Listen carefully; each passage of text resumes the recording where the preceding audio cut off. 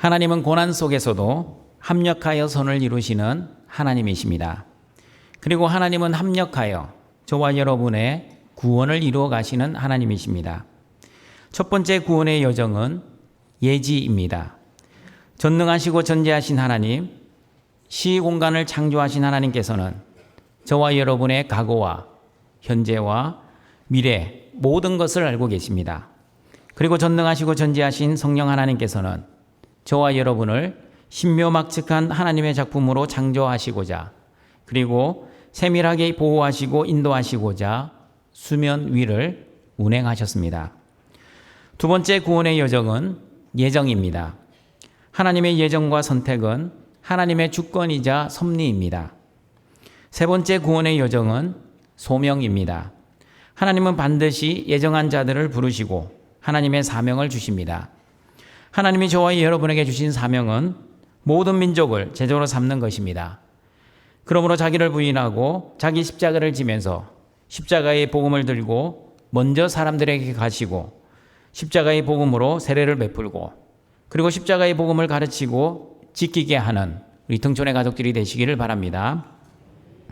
오늘은 합력하여 구원을 이루시는 하나님 두 번째 시간입니다.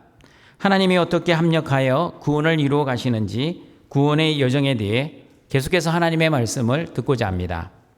로마서 8장 29, 30절 말씀입니다. 같이 읽어보겠습니다. 하나님이 미리 하신 자들을 또한 그 아들의 형상을 본받게 하기 위하여 미리 정하셨으니 이는 그로 많은 형제 중에서 받아들이 되게 하려 하심이니라.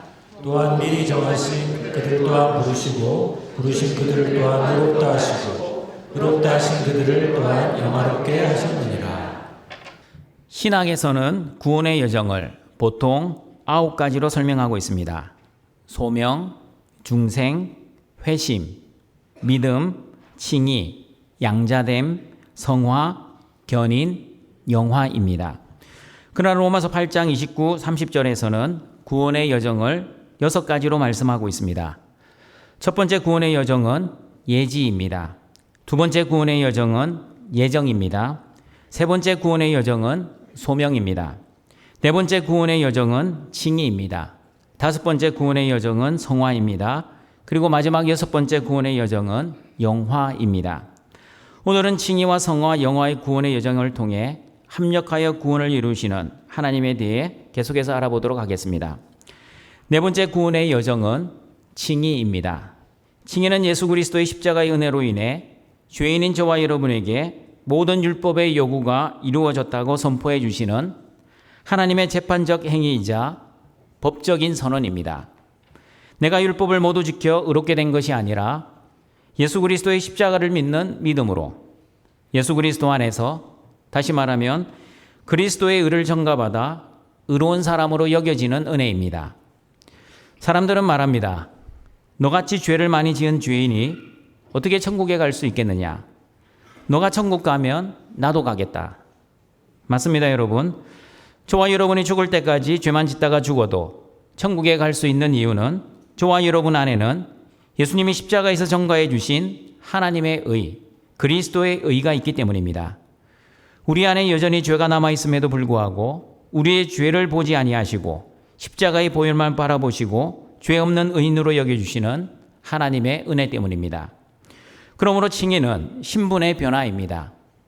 허물과 죄로 이미 죽었던 죄인들을 하나님의 자녀로, 양자로 여겨주시는 하나님의 은혜입니다. 그러므로 칭의의 은혜는 내가 율법을 지켜서가 아니라 예수 그리스도를 믿음으로 받는 전적인 하나님의 은혜라고 갈라디아서 2장 16절은 말씀하고 있습니다. 같이 한번 읽어보겠습니다. 사람이 의롭게 되는 것은 율법의 행위로 말미암음이 아니요 오직 예수 그리스도를 믿음으로 말미암은 줄 알므로 우리도 그리스도 예수를 믿나니 이는 우리가 율법의 행위로서가 아니고 그리스도를 믿음으로써 의롭다함을 얻으려 하니라. 율법의 행위로서는 의롭다함을 얻을 육체가 없느니라. 로마서를 통해 우리는 정확하게 배웠고 그리고 정확하게 믿고 살아야 합니다. 구원은 도덕적 윤리적 착한 행위나 종교적 행위나 율법 지킴이나 말씀 순종으로 이루어지는 것이 아니라 예수님을 나의 주와 그리스도로 믿는 믿음으로 받습니다. 믿음 외에 어떤 것도 첨가해서는 안 됩니다. 그러면 여러분, 구약 시대에는 어떻게 구원을 받았습니까? 율법을 지키는 행위로 구원을 받았습니까? 아니면 믿음으로 구원을 받았습니까? 히브리서 11장을 보시면 구약의 사람들이 어떻게 구원을 받았는지 알 수 있습니다. 믿음으로 아벨은 의로운 자가 되었습니다.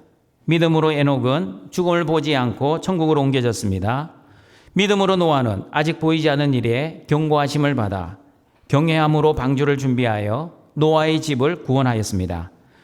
믿음으로 아브라함은 부르심을 받았을 때에 순종하여 장래의 유업을 받을 땅으로 나아갔습니다. 믿음으로 이삭은 장차 있을 일에 대하여 야곱과 에서에게 축복을 하였습니다. 믿음으로 야곱은 죽을 때에 요셉의 각 아들들에게 축복하였습니다.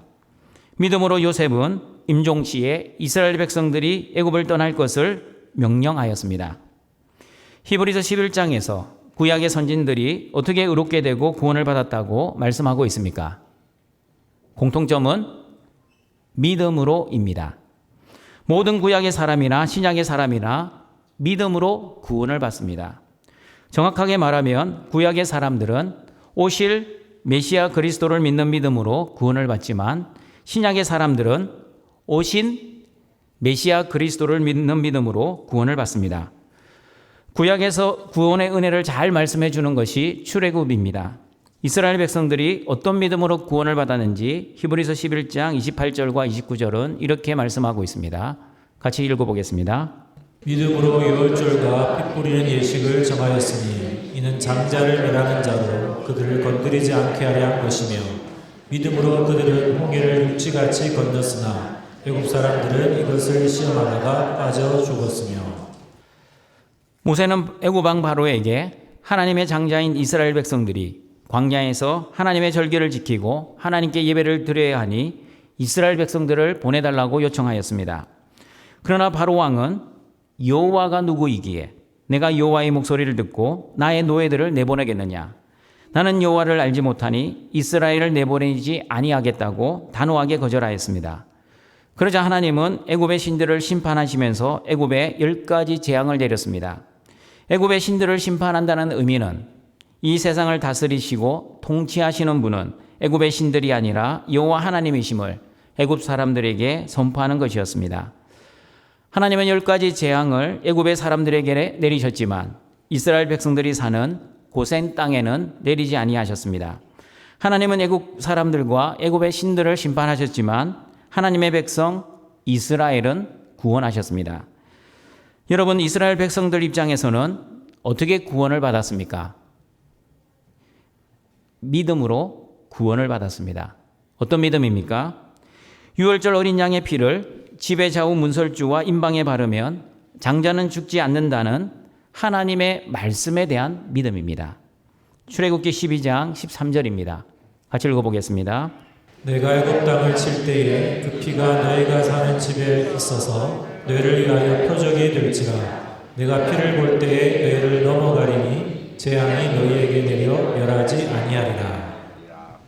구약의 이스라엘 백성들은 유월절 어린 양의 피를 믿는 믿음으로 구원을 받았습니다. 신약의 저와 여러분도 유월절 어린 양 대신 예수 그리스도의 피를 믿는 믿음으로 구원을 받습니다. 그러므로 구약의 백성들이나 신약의 백성들이나 똑같이 유월절 어린 양 대신 예수 그리스도를 믿음으로 구원을 받습니다. 그리고 여러분, 출애굽하여 구원을 받은 사람들 중에는 이스라엘 백성들만 있었던 것이 아니었습니다. 돈으로 산 종들도 할례를 받고 유월절을 지키면 구원을 받을 수 있었습니다. 이스라엘과 함께 거류하는 타국인들도 할례를 받은 후 유월절을 지키면 구원을 받았습니다. 출애굽기 12장 37절 38절을 보시면 수많은 잡족들이 이스라엘과 함께 구원을 받았다고 말씀하고 있습니다. 같이 한번 읽어봅니다. 이스라엘 자손이 라암셋을 떠나서 숫곳에 이르니 유아의에 보행하는 장정이 60만 가량이요 수많은 잡족과 양과 소와 힘이 많은 가축이 그들과 함께하였으며. 수많은 잡족이 이스라엘 백성들과 함께 구원을 받았습니다. 신약인 지금도 혈통으로 구원을 받는 것이 아니듯이 구약에서도 혈통으로 구원을 받은 것이 아니었다는 것을 알아야 합니다. 무슨 말입니까? 구약의 이스라엘 백성들만 구원을 받은 것이 아니라 구약의 이방인들도 믿음으로 구원을 받았다는 뜻입니다. 그러므로 동청가족 여러분, 믿음으로 의롭게 됩니다. 믿음으로 구원을 받습니다. 그리고 믿음으로 하나님의 자녀가 됩니다. 믿음으로 죄인을 의인으로 여겨주시는 이해할 수 없는 하나님의 은혜에 늘 감사하시고 늘 기뻐하시고 늘 찬양하시는 등촌의 가족들이 되시기를 바랍니다. 다섯 번째 구원의 여정은 성화입니다. 로마서 8장 29절입니다. 같이 읽어보겠습니다. 하나님이 미리 아신 자들을 또한 그 아들의 형상을 본받게 하기 위하여 미리 정하셨으니 이는 그로 많은 형제 중에서 아들이 되게 하려 하심이니라. 하나님이 하나님의 자녀들을 예정하시고 선택하신 목적은 첫 번째, 아들의 형상을 본받게 하기 위함이었습니다. 두 번째 목적은 예수님을 많은 형제들 중에서 맏아들이 되게 하기 위함이었습니다. 맞습니다, 여러분. 하나님은 하나님의 자녀들의 신분을 변화시켜 주시고 하나님의 자녀답게 수준이 변화되기를 원하십니다. 그러므로 성화는 구원받은 하나님의 자녀가 하나님의 자녀답게 살아가는 것입니다. 성화는 하나님의 자녀답게 거룩하게 흠이 없게 사는 것입니다. 그리고 성화는 예수님의 성품과 형상을 닮아가는 것입니다. 그리고 여러분, 하나님의 자녀답게 살아가기 위해서는 나의 힘과 노력만 가지고는 안 됩니다. 나의 결심과 의지만으로는 부족합니다. 하나님의 말씀과 기도로 그리고 성령님의 도우심으로 하나님의 자녀답게 살아야 합니다. 그러므로 하나님께서는 출애굽한 이스라엘 백성들에게 시내산에서 율법을 주셨습니다. 율법은 하나님의 백성들이 백성답게 살아가기 위한 하나님의 뜻이자 하나님의 기준이었습니다. 하나님은 애굽에서 바로의 종과 바로의 노예로 살고 있던 이스라엘 백성들을 출애굽하게 하시어 하나님을 주인으로 모시고 살아가는 하나님의 백성으로 새로운 신분으로 바꾸어 주셨습니다. 새로운 신분으로 살기 위해서는 어떻게 살아야 하는지 기준이 필요했습니다. 하나님의 백성답게 살기 위해 하나님이 주신 기준이 바로 율법입니다. 그러므로 구원받은 이스라엘 백성들이 구원받은 백성답게 살기 위해서 율법이 주어졌습니다. 그러므로 저와 여러분은 율법을 지키는 목적을 잘 알고 있어야 합니다. 구원을 받기 위해 율법을 지키는 것이 아닙니다. 복을 받기 위해 율법을 지키는 것도 아닙니다. 그러면 저와 여러분이 왜 율법을 지켜야 합니까? 구원을 받았기 때문에 구원받은 자답게 살아내기 위해 율법을 지켜야 합니다. 그리고 구원이라는 놀라운 복을 이미 받았기 때문에 율법을 지켜야 합니다. 그러므로 동청가족 여러분, 구원받은 하나님의 자녀들은 하나님의 말씀을 순종하며 살아야 합니다. 왜냐하면 하나님의 말씀은 저와 여러분을 하나님의 사람으로 온전하게 하는 능력과 모든 선한 일을 행할 능력을 주시기 때문입니다. 디모데후서 3장 16절과 17절입니다. 같이 읽어보겠습니다. 모든 성경은 하나님의 감동으로 된 것으로 교훈과 책망과 바르게 함과 의로 교육하기에 유익하니 이는 하나님의 사람으로 온전하게 하며 모든 선한 일을 행할 능력을 갖추게 하려 함이라. 오직 의인은 믿음으로 살아야 합니다. 믿음으로 말씀을 순종해야 하고 믿음으로 행함을 실천해야 합니다. 여러분, 만약에 믿음이 있노라 하면서도 아무런 순종이 없이 살면 그 믿음은 죽은 믿음이라고 야고보서 2장 14절 17절에서 말씀하고 있습니다. 같이 읽어보겠습니다. 내 형제들아, 만일 사람이 믿음이 있노라 하고 행함이 없으면 무슨 유익이 있으리요? 그 믿음이 능히 자기를 구원하겠느냐? 만일 형제나 자매가 홀벗고 일용할 양식이 없는데 너희 중에 누구든지 그에게 이르되 평안히 가라, 덥게 하라, 배부르게 하라 하며 그 몸에 쓸 것을 주지 아니하면 무슨 유익이 있으리요? 이와 같이 행함이 없는 믿음은 그 자체가 죽은 것이라. 믿음의 핵심은 순종입니다. 순종이 없는 믿음은 가짜 믿음입니다. 진정한 믿음, 올바른 믿음, 진짜 믿음은 행함으로 증명이 되어야 합니다. 그러므로 믿음과 행함은 대립적인 개념이 아니라 상호 보완적인 개념입니다. 히브리서 11장 31절을 보시면 믿음으로 기생 라합은 구원을 받았다고 말씀합니다. 같이 읽어보겠습니다. 믿음으로 기생 라합은 정탐꾼을 평안히 영접하였으므로 순종하지 아니한 자와 함께 멸망하지 아니하였도다. 그런데 여러분, 야고보서 2장 25절을 보시면 기생 라합은 믿음이 아니라 행함으로 구원을 받았다고 말씀하고 있습니다. 같이 읽어봅니다. 또 이와 같이 기생 라합이 사자들을 접대하여 다른 길로 나가게 할 때에 행함으로 의롭다 하심을 받은 것이 아니냐. 여러분, 성경이 무슨입니까? 히브리서는 믿음으로 구원을 받았다고 하시고 야고보서는 행함으로 구원을 받았다고 하니 어떤 말씀이 진짜입니까? 히브리서를 읽을 때는 히브리서가 옳은 말씀이고 야고보서를 읽으면 야고보서가 옳은 말씀입니까? 둘 다 옳은 말씀입니다. 둘 다 진짜입니다. 무슨 말입니까? 믿음과 행함을 대립적으로 보면 모순처럼 보이지만 믿음과 행함을 상호 보완적으로 보면 하나의 진리입니다. 히브리서 11장 31절에서 믿음으로 기생 라합은 무엇을 하였습니까? 우리 히브리서 말씀 다시 띄워주시기 바랍니다. 믿음으로 기생 라합은 정탐꾼을 평안히 영접하였습니다. 정탐꾼을 평안히 영접한 것을 라합의 믿음으로 보았습니다. 그리고 야고보서 2장 25절에서 기생 라합이 행함으로 구원을 받았던 그 행함은 무엇이었습니까? 사자들을 접대하여 다른 길로 나가게 한 것이었습니다. 정탐꾼을 평안히 영접한 것, 히브리서의 말씀과 사자들을 대접하여 다른 길로 나가게 한 것, 야고보서의 말씀은 다른 말씀이 아니라 같은 것입니다. 그러므로 믿음으로 한 기생 라합의 행동은 다른 행동이 아니라 같은 행동이었습니다. 그러므로 동청가족 여러분, 오직 의인은 믿음으로 살아야 합니다.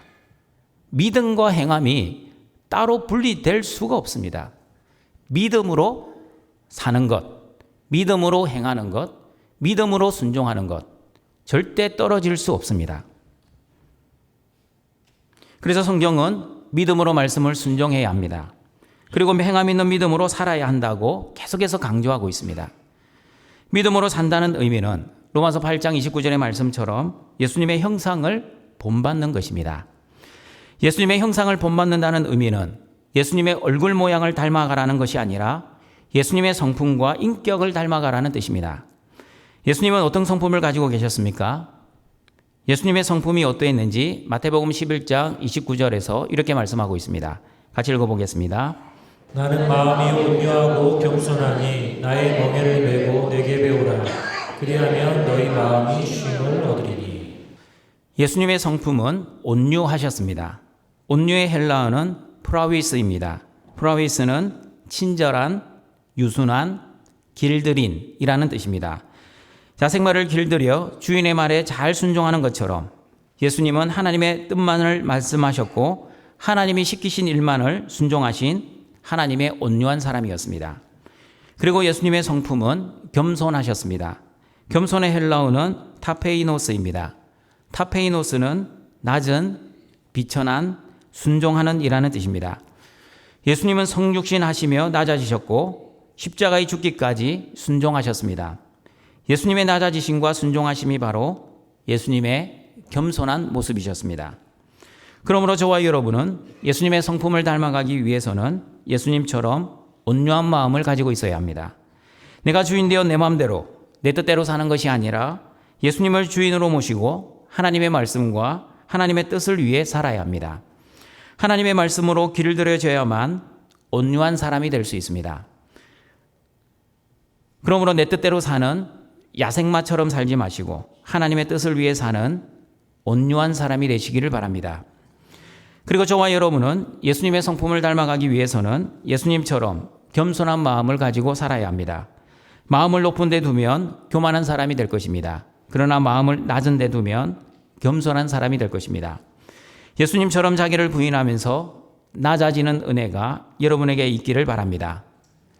예수님처럼 자기 십자가를 지면서 겸손해지는 은혜가 여러분에게 있기를 바랍니다.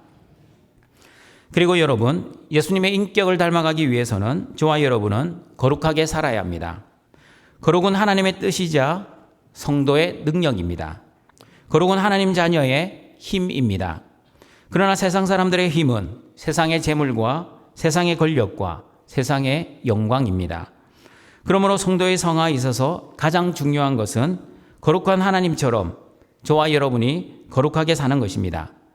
거룩하게 산다는 것은 세상과 구별되어 살아야 한다는 뜻입니다. 세상에서는 자기가 주인 되어 자기의 뜻과 자신의 영광을 위해 살아가지만 거룩한 하나님의 자녀들은 예수님을 주인으로 모시고 하나님의 뜻과 하나님의 영광을 위해 살아야 합니다.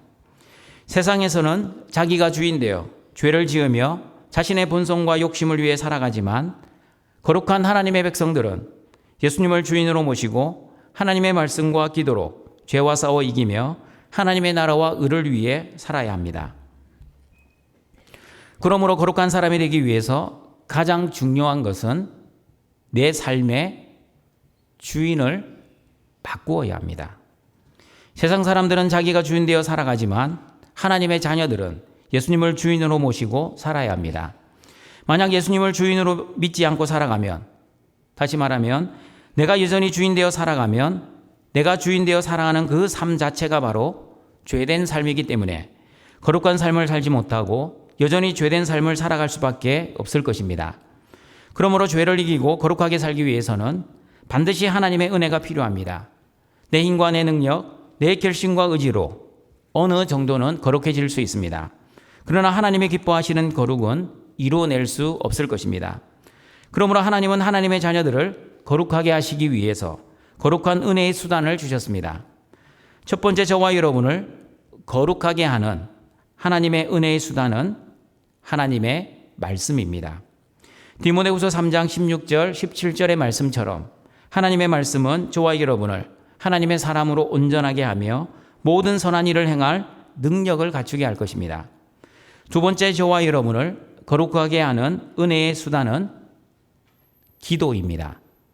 예수님께서도 십자가의 죽음 앞에서 자신의 본성과 욕심을 위해 기도하시지 않고 하나님의 뜻과 하나님의 영광을 위해 기도하셨습니다. 기도는 내 뜻과 내 소원을 관철시키는 수단이 아니라 하나님의 나라와 의, 그리고 하나님의 뜻을 위해 기도하는 하나님 은혜의 방편입니다. 그러므로 기도를 통해 내 욕심을 채우는 것이 아니라 하나님의 거룩하신 뜻을 알고 그 거룩하신 하나님의 뜻에 순종하며 살아갈 때 저와 여러분은 거룩한 하나님의 사람이 될 것입니다. 세 번째, 저와 여러분을 거룩하게 하는 은혜의 수단은 성례입니다. 성례는 세례와 성찬입니다. 설교는 귀로 듣는 복음이지만 성례는 눈으로 보는 복음입니다. 그러므로 저와 여러분은 성례를 통해 복음의 능력을 체험하고 예수 그리스도와의 연합의 은혜를 누리게 됩니다. 저와 여러분은 세례를 통해 예수님과 함께 십자가에서 죽고 새 생명을 얻었다는 것을 믿고 성찬을 통해 예수 그리스도의 몸과 피에 참여하여 깊은 영적 연합을 경험하게 됩니다. 이렇게 세례와 성례를 거행할 때마다 저와 여러분은 예수 그리스도와 연합되어 있는 하나님의 자녀라는 믿음이 강화되어 예수님을 닮아가고 예수님처럼 거룩한 사람으로 변화되는 은혜를 체험하게 될 것입니다. 그러므로 저와 여러분이 거룩하게 성화되기 위해서는 나의 힘과 능력, 나의 노력이나 결심이 아니라 하나님의 은혜와 도우심이 아니면 저와 여러분은 거룩한 사람이 될 수 없습니다. 하나님의 말씀과 기도, 그리고 예수님이 제정하신 세례와 성찬의 은혜를 통해 저와 여러분은 거룩한 사람으로 변화될 것입니다. 하나님이 주신 은혜의 수단이 아니면 저와 여러분은 죄를 이길 수 없습니다. 하나님이 주신 믿음이 아니면 저와 여러분은 주인을 바꾸지 못합니다. 그리고 성령 하나님의 도우심이 아니면 저와 여러분은 세상에서 구별된 삶을 살지 못하고 예수님을 믿음에도 불구하고 세상과 동화되어 세상의 방법과 세상의 식대로 살아갈 것입니다. 그러므로 하나님이 주신 은혜의 수단인 말씀과 기도와 성례로 여러분의 주인을 바꾸고 죄를 이기고 세상과 구별된 삶을 살아 예수님의 성품과 인격을 닮아가시는 등촌의 가족들이 되시기를 바랍니다. 여섯 번째, 구원의 여정은 영화입니다. 로마서 8장 30절입니다. 같이 읽어보겠습니다. 또 미리 정하신 그들을 또한 부르시고 부르신 그들을 또한 의롭다 하시고 의롭다 하신 그들을 또한 영화롭게 하셨느니라. 칭의는 예수님을 주와 그리스도로 믿을 때 하나님의 의, 그리스도의 의를 전가받아 여전히 상태적으로는 죄인이지만 신분적으로는 의롭게 여겨지는 법적 선언이라면 성화는 하나님의 은혜의 수단으로 실제 삶 속에서 예수님을 닮아가는 거룩한 삶의 변화입니다. 칭의는 단번에 이루어졌다면 성화는 평생 지속되는 은혜의 과정입니다. 칭의가 신분의 변화라면 성화는 수준의 변화입니다. 칭의가 과거의 은혜라면 성화는 현재의 은혜입니다. 그러나 영화는 구원의 최종 단계로서 미래적 은혜입니다.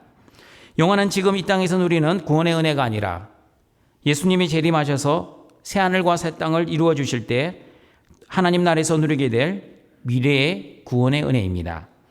그러므로 영화의 첫 번째 은혜는 완전한 거룩을 이루는 것입니다.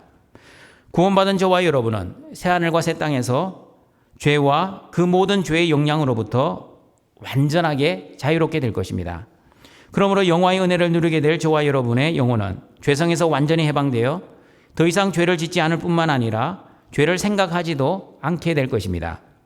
그러므로 새하늘과 새 땅에서는 죄가 없기 때문에 더 이상 심판과 저주와 죽음과 눈물과 애통과 고기나 아픔이 더 이상 존재하지 않는다고 요한계시록 21장 3절과 4절에서 말씀하고 있습니다.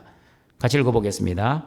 내가 들으니 보좌에서 큰 음성이 나서 이르되 보라 하나님의 장막이 사람들과 함께 있으매 하나님이 그들과 함께 계시리니 그들은 하나님의 백성이 되고 하나님은 친히 그들과 함께 계셔서 모든 눈물을 그 눈에서 닦아주시니 다시는 사망이 없고 애통하는 것이나 곡하는 것이나 아픈 것이 다시 있지 아니하리니 처음 것들이 다 지나갔음이로라. 여러분, 눈물, 사망, 애통, 곡, 아픔이 왜 생겼습니까? 죄 때문에 생겼습니다. 그러면 죄의 본질이 무엇이었습니까? 내가 하나님처럼 되는 것이 죄의 본질입니다. 내가 주인되어 내 생각대로, 내 뜻대로, 내가 기준되어 선과 악을 판단하는 것이 죄의 뿌리입니다. 그런데 새하늘과 새 땅에서는 죄가 없기에, 다시 말하면 내가 하나님처럼 살지 않기에, 내가 주인되어 내 뜻대로 내가 기준되어 선과 악을 판단하지 않기에 하나님은 나의 하나님이 되시고 나는 하나님의 백성이 되는 에덴 동산의 창조 질서가 다시 회복될 것입니다. 영화의 두 번째 은혜는 예수님처럼 영광의 몸으로 부활하는 것입니다. 새하늘과 새 땅에서는 연약하고 낮은 몸이 그리스도의 영광의 몸으로 변화될 것입니다. 영광의 몸은 고린도전서 15장 42절, 44절의 말씀처럼 부활하여 썩지 않고 약하지 않고 영광스럽고 신령한 몸으로 변화될 것입니다. 같이 읽어보겠습니다. 죽은 자의 부활도 그와 같으니 썩을 것으로 심고 썩지 아니할 것으로 다시 살아나시고 욕된 것으로 심고 영광스러운 것으로 다시 살아나며 약한 것으로 심고 강한 것으로 다시 살아나며 육의 몸으로 심고 신령한 몸으로 다시 살아나나니 육의 몸이 있은즉 또 영의 몸도 있느니라. 부활의 몸이 구체적으로 어떤 몸인지 정확하게 모르지만 그러나 성경은 더 이상 썩지 않는 영원한 생명을 가진 강하고 신령하고 영광스러운 몸으로 부활할 것이라고 말씀합니다. 그러므로 여러분과 여러분의 가족 중에 지금 육체의 질병이 있다고 너무 낙심하지 마시길 바랍니다. 새하늘과 새 땅의 부활의 몸은 질병이 없는 강한 몸으로 변화될 것입니다. 그리고 여러분과 여러분의 가족 중 지금 육체의 장애, 정신적 장애가 있다고 너무 절망하지 마시길 바랍니다. 새하늘과 새 땅에서의 부활의 몸은 육체의 장애, 정신적 장애가 없는 완벽한 몸, 영광스러운 몸으로 부활을 할 것입니다. 그러므로 여러분과 여러분의 가족이 질병이 있다고, 그리고 육체적 정신적 장애가 있다고 너무 낙심하거나 절망하지 마시고 새하늘과 새 땅에서 누릴 영광의 부활의 몸을 소망하며 여러분의 질병과 장애를 잘 인내하며 살아가시기를 바랍니다. 마지막으로 영화의 은혜의 확실성에 대해서 말씀을 나누고 말씀을 정리하도록 하겠습니다. 조금 전에 말씀드린 것처럼 칭의는 과거의 하나님의 은혜, 성화는 현재의 하나님의 은혜, 그리고 영화는 예수님이 재림하실 때 이루어질 미래의 하나님의 은혜입니다. 그런데 로마서 8장 30절을 보시면 미리 정하신 그들을 또한 부르시고 부르신 그들을 또한 의롭다 하시고 의롭다 하신 그들을 또한 영화롭게 하셨느니라. 미리 정하다, 부르시다, 의롭다 하시다의 동사 시제를 보시면 다 과거 동사로 되어 있습니다. 그러나 여러분, 영화롭게 하다는 과거 시제가 되어야 됩니까? 아니면 미래 시제가 되어야 합니까? 예수님이 재림하실 때 이루어질 영화의 은혜는 미래 동사를 사용해야 하지 않겠습니까? 그런데 헬라어 원어를 보시면 영화롭게 하다는 과거 동사로 되어 있습니다. 한글 성경에도 영화롭게 하시리라 미래형으로 번역하지 않고 영화롭게 하셨느니라 과거형으로 번역을 해놓았습니다. 여러분, 과거형은 행동이 완료되었음을 강조할 때나 종료된 사건을 나타낼 때 사용합니다. 우리나라 말에도 이런 용법이 있습니다. 친구의 행동에 화가 나면 우리는 이렇게 말을 합니다. 너 죽었어. 너 죽었어라는 말은 앞으로 미래에 곧 너를 죽이겠다는 의미입니다. 그러나 지금은 아직 죽이지 않았습니다. 그런데 말은 과거형으로 너 죽었어라고 말을 합니다. 왜냐하면 확실하게 죽이겠다는 본인의 의지와 본인의 결심을 대포하고 있기 때문입니다. 마찬가지입니다. 하나님께서 로마서 8장 30절을 통해 저와 여러분이 미래에 예수님이 재림하실 때 새하늘과 새 땅에서 누릴 그 영화의 은혜를 누리게 될 것이지만 확실하게 완료될 저와 여러분의 영화의 구원을 하나님이 보장하시겠다는 하나님의 의지와 하나님의 확실한 결심으로 과거형으로 기록하고 있습니다. 칭의와 성화처럼 영화도 마찬가지입니다. 저와 여러분의 힘과 노력, 의지와 결심으로 영화의 은혜를 누리는 것이 아니라 하나님의 은혜와 도우심, 하나님의 의지와 결심으로 영화의 은혜를 누리게 될 것입니다. 나의 열심이 아니라 하나님의 열심이 저와 여러분의 영화의 구원을 완성할 것입니다. 그렇다고 여러분, 하나님이 칭의와 성화, 영화의 은혜를 주신다고 나는 아무것도 안 하고 있어도 된다는 의미는 아닙니다. 하나님의 은혜에 믿음으로 반응해야 합니다. 감사와 기쁨으로 말씀을 순종해야 합니다. 행함 있는 믿음으로 하나님께 영광을 돌려야 합니다. 그러므로 하나님이 주시는 칭의와 성화와 영화의 은혜를 늘 감사하시고 늘 기뻐하시고 늘 찬양하시고 그리고 실제 여러분의 삶 속에서도 그 은혜를 누리며 살아가시는 등촌의 성도들이 되시기를 바랍니다. 말씀을 정리하도록 하겠습니다. 로마서 8장 29, 30절에서 구원의 여정을 6가지로 말씀하고 있습니다. 첫 번째 구원의 여정은 예지입니다. 두 번째 구원의 여정은 예정입니다. 세 번째 구원의 여정은 소명입니다. 네 번째 구원의 여정은 칭의입니다.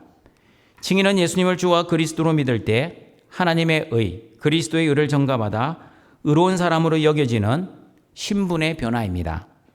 구약의 성도나 신약의 성도나 다 믿음으로 구원을 받습니다. 그리고 믿음은 내가 노력해서 받는 것이 아니라 하나님의 은혜로 선물로 받기에 하나님의 전적인 은혜로 구원을 받습니다. 다섯 번째 구원의 여정은 성화입니다. 칭의가 신분의 변화라면 성화는 하나님의 자녀답게 사는 수준의 변화입니다. 수준이 변화되기 위해서는 거룩하고 흠이 없게 살아야 하고 예수님의 성품과 인격을 닮아야 합니다. 행함 있는 믿음으로 살아야 합니다.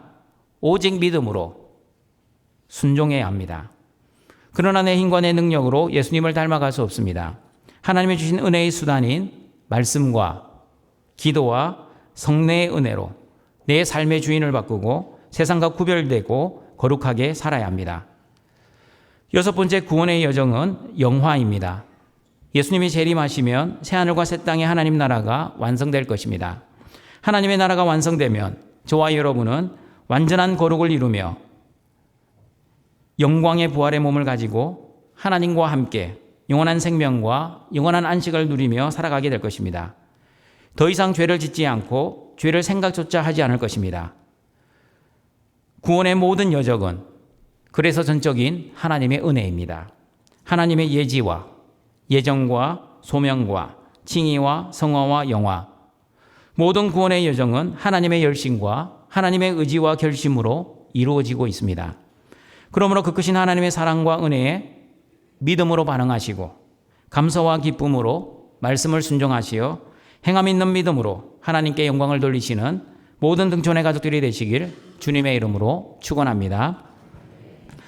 사랑과 자비가 풍성하신 하나님 아버지, 나의 행위가 아니라 믿음으로 구원을 베풀어 주신 하나님의 크신 사랑과 은혜에 감사하여 오늘도 하나님의 자녀들이 영과 진리의 예배를 드리오니 우리의 예배를 기뻐 받아 주시옵소서.